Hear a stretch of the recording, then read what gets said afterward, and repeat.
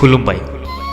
मानसिया जेब्ला जोनोम जायो बे शायरिखौ आं नोंथांमोननि गेजेराव लानानै फैदों लोगोफोर। आसा खालामो नोंथांमोना जोबजासिम खोनासंलांगोन आरो चेनेलाव गोदानब्ला साबस्क्राइब खालामनानै अनसायगोन होननानै।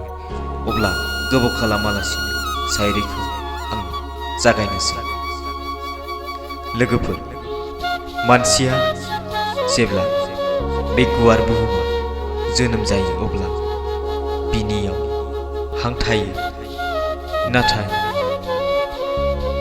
जेब्ला बे गुवार बुहुमखौ अरायनि थाखाय नागारनानै थाङो अब्ला बिनियाव नामसो थायो। हां आरो नाम, बेनि गेजेराव थांनानै थानायखौनो जिउनि हान्थिनाय होननानै बुङो लोगोफोर। ना सोरनिबा बुंनायाव थांनानै थायो, ना सोरनिबा अननायाव थांनानै थायो। बेयो नोंनि जिउ, नोंनि हिसाब बायदि थांनानै था।